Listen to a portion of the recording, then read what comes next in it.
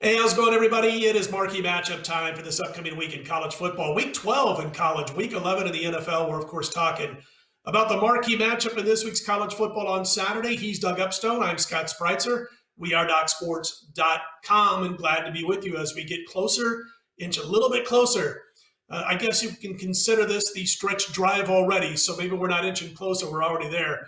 But, of course, then we'll get the playoffs and all that good stuff for the Bowls. But looking at the Big Ten this week with Michigan State at Ohio State, the Buckeyes laying 19 as we speak, total 68.5. And Doug, I was asked why we have two teams, easily in the top 10 in all the ranking systems, yet one of those two teams is nearly 3 full touchdowns and extra points better than the other one, according to the lines makers. They're laying 19 talking about the Buckeyes. And I can answer it this way for myself, not speaking for you, but for myself. I haven't had Michigan State in my top 10 or heck, even my top 15 in power ratings, even since before they lost that first game to Purdue. Let me give you an example. Obviously, Doug and I aren't taking bets. We're not worried about what we got to do to make the books look good for the bean counters behind the counter. That's not what we do. I set my power ratings to try to give myself a tool that helps me beat the books. I power rate Ohio State 16.5 points better than Sparty on a neutral field. And Doug, outside of Alabama, Ohio State is the only team in my power ratings that I have as less than a 13-point underdog to Georgia. I've got Ohio State getting about 6.5, Bama, as we've seen some of the hypothetical lines out there, 3.5. Your thoughts on where Michigan State stands in all these rankings in reality compared to your current ranking? And maybe you like them a little bit better than I do, maybe a little bit worse. No, actually, Scott, I like them just the way you do. And, from a power ranking standpoint, you mentioned a neutral field. I have, for this one, I have them as a difference of 14 points on a neutral field. But now in my rankings, I give Ohio State 5 points for being at home. Some people don't do that. That's just what I believe that's worth to play at Columbus. And so I got it right at 19, which is exactly what the number is. And so, in looking a little further to try and think like an odds maker, and I'm not saying this is obviously they have a lot of tools besides this, but one of the things that I looked up is comments. Now, I'm not necessarily a huge fan of common opponents, but it never hurts to do some comparative shopping, right? So from that standpoint, so in this one, you got Michigan State's 4-1 and 3-2 against the same 5 teams that Ohio State has played. In those games, Michigan State has won those by 6.8 points per game. Let's take a look at Ohio State. They are 5-0 and 4-1 against those same 5 teams, and they have won those 5 contests by 34.4 points per game. So if you want a good starting point to understand the difference of the two teams based purely on who they have played against, that's as good a place as any to start, in my opinion. Yeah, and I'll tell you what, you said there would be no math, but even I could figure out that's a 4-touchdown difference on the average win margin.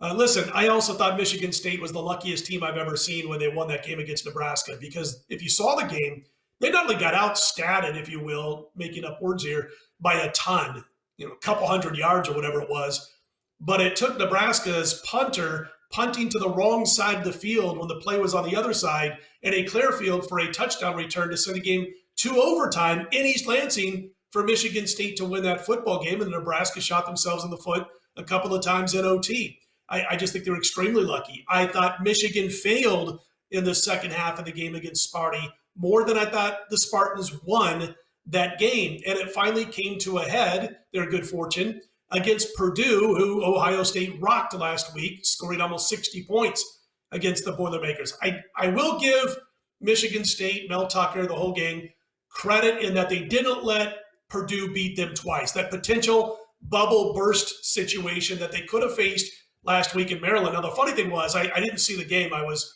at the UNLV Hawaii game, and I kept looking at my phone. And every time I looked at it, Maryland had the ball inside the Michigan State 30, but the final score was a Michigan State win and cover. Their offense is solid, talking about the Spartans. I don't like their defense, man. It's not a top 10 or national title contending defense. They allow way too many yards per game. Ohio State, statistically, the best offense in college football, scoring, total yards, all that good stuff. So the Spartans better get pressure on CJ Stroud. I've only seen one team get pressure on Stroud. That was Nebraska. And he threw a couple of picks, and it was a close game.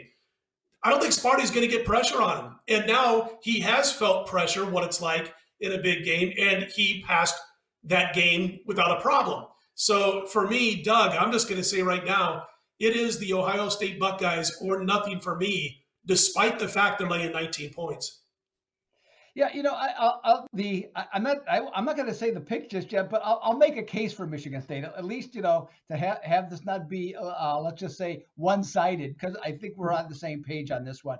But Michigan State's 29th rushing the ball. Okay, so they do a nice job. Their offensive line is extremely physical, and Ohio State, in their first two games of the season, they gave up 200 plus yards to Minnesota and Oregon. They have since only given up 75 yards per game rushing. Now, there's no question that the defense improved, especially in the line, better support from the linebackers. That was figured out. However, if you actually go through Ohio State's teams they've played since then, there's really nobody that has a rushing game, Scott. I mean, there's nothing there. I mean, you talk about a team that could, the best team averages like 160 yards per game on the ground. I mean, there's nothing there. So Ohio State, in this case, now it's at home, which will be a big advantage for them. But sure, I think they'll at least get tested on the ground. Okay, that's going to be the big thing. The problem, though, that you run into is who's the worst pass defense in the entire country of the 130 teams that are playing this brand of football? It's the Michigan State Spartans. And they're going up against the number 4 passing offense in the country. That's a tall order to have to overcome. There is one way to do it. Okay. And so I don't know if you're done with what you want to say about this game, but if you're not, I'll explain one more method, maybe, a pathway at least for Michigan State to cover. Okay, well, a lot of prayer. No, I'm kidding. I don't, you never feel super safe with laying a big spread like this against a team that believes they're as good as the rankings, whether they are or not. Michigan State, I'm sure, believes that they can play for a national title. Talking about their players, Mel Tucker's done a great job of instilling that belief in his players. By the way, I got to mention this. I almost forgot to mention. I heard this today when I was driving home to do this video on one of the national shows. Mel Tucker just signed is about to sign a $95 million 10 years deal to stay in East Lansing, which is it just blows me away because as much as I like Mel Tucker, he's had one very good season. And again, I'm talking about the fact, and I know others, that power rate Michigan State outside the top 15. I know some guys that I really value their opinion that have this team in the 20 to 25 slot right now in power ratings. So now listen, they're not going to sign a paycheck for $9.5 million a year for 10 years. There's going to be all kinds of little things that are mixed in where he'll probably be making actually salary-wise about $5 million per season. But everything combined, all the bonuses, insurance, all that kind of stuff, comes to almost $100 million for a guy on a coaching a football team that, power rates. A lot of guys' power ratings outside the top 20, Doug. I will say this, scares me to lay a lot of points knowing that Michigan State does have enough firepower to get that backdoor cover or, Ohio State goes up, let's say 21 after 3. They kind of look to run some clock. Michigan State somehow gets a late touchdown, 14-point game. Michigan State covers. That's worrisome. But I want to hear what your thoughts are on this, which you just teased a little bit, because I am very interested in your opinion. Yeah, well, here's by the way, the last person that I can think of that signed a contract as a football coach for 10 years was John Gruden, and I think we know how that turned out. Oof. From I don't see the same problem coming from Mel Tucker. No, I don't think so. But I'm just saying the outcome. That's all I'm going with. Is that the other thing in this game too is that in the most recent games since 2017. These teams have played, and now, no question, Michigan State was not as good in the last several years. However, I don't know how you close the gap that much because since 2017 in the 4 games they played, Michigan State's lost by 32.2 points per game to Ohio State. They covered the spread in 2016 and they won outright in 2015. So it's been a little while since they've even been competitive, in this game. And you said, I think, did you say the total is 68, Scott? Yeah, I 68 forget and a half what is you what I'm said. seeing at most of the Okay, shops. okay. 68 and a half. Yeah, so that being the case, if it 68, so that sets up a final score roughly, okay, of let's just say 44 to 24. Okay, obviously I'm not going to split half numbers here to try and make it work, but that's what Right. it falls into. And this season, when Ohio State has scored less than 40 points, they are 0-3 against the number. So that's Michigan's pathway, okay, is to hold them under 40 points to cover the spread. Do they do it? The odds makers are saying no, Scott. And you know what? I'm going to agree with them. If I'm taking anything, it's Ohio State. And I just cannot make it. I can make a case. I just wouldn't use the green stuff that comes in my wallet or on my debit card, okay, to where I would want to put my money on the Spartans on this one, despite the green of the Spartans. Yeah, and I'll tell you what, they've got to be able to run the football, obviously, to be able to keep that Ohio State offense off the field. And again, Michigan State's strength is their offense, not their defense. However, they're going up against what I think is a top 3 or 4 defensive line with the Buckeyes. Now, you can burn them once in a while in that secondary. You're trying to run, in between the tackles against that defensive front. Whew, there's a lot easier things to do in life than doing that. So, yeah, I agree. It's the Buckeyes or nothing for me. Mel Tucker's won, by the way, and hit the lottery no matter what happens this particular weekend, it looks like. And I get it by the boys at East Lansing to a certain point because, there's an LSU job coming open pretty soon. And it wasn't all that long ago, just over a decade ago, when they lost another head coach to LSU. And he's no longer there. He's now in Alabama. And so I can see what's going on in that mind, what's turning as far as the wheels are concerned for the Michigan State brass. I get it. You're trying to keep Mel Tucker in place. Listen, Doug, I last week, I ended up going, I had a 4-0 week a couple weeks ago, swept the board. We're running good. We're 70-46 college football, NFL combined going back to late last season. And then last week, I go 2-3 in college football. I won in the NFL, including a 6-star play on New Orleans, which I believe you had. And I thought I felt the same prayer waves going from your place to mine in that we were rooting against New Orleans to fail on a 2-point conversion, get our money and run. But I did lose an 8-star last week. I had Arizona State. They ended up ultimately losing by half a point against the spread. They looked like they didn't have a chance to cover for almost the entire game. I thought I was going to get super lucky. They went up 35-24 with about 40 seconds to go. I got to admit, I was feeling pretty good at that point. Couple of 15-yard unsportsmanlike penalties, 30 yards in penalties, and with 3 seconds left, Washington scores the game-covering touchdown. What stunk about that, I had already given up on Arizona State. Then I got that hope with 40 seconds to go.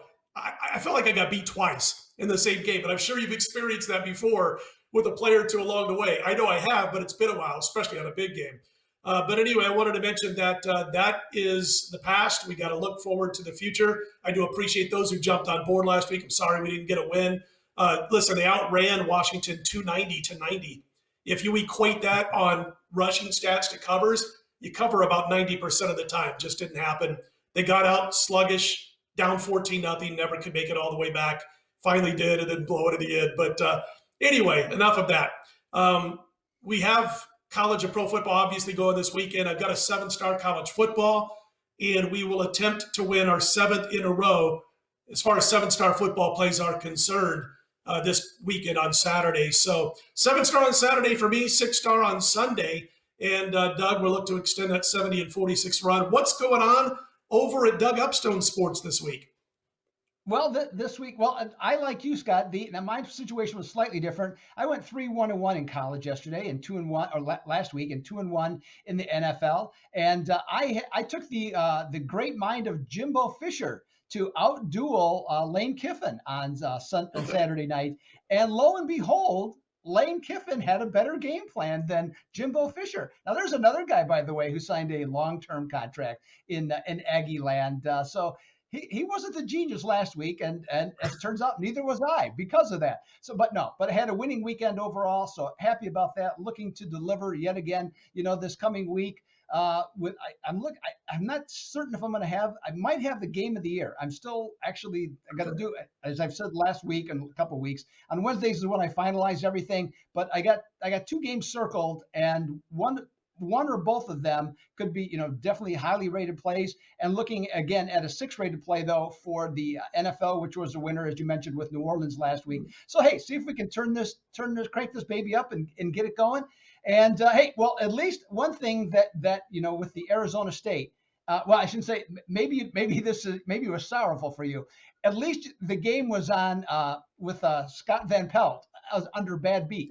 So at least there was some sympathy or empathy that could have come your way because of that.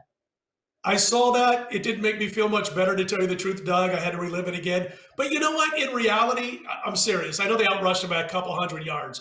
But just the game itself, the score itself, it would have been a fortunate win, obviously, if Arizona State would have got the cover because of the way it happened.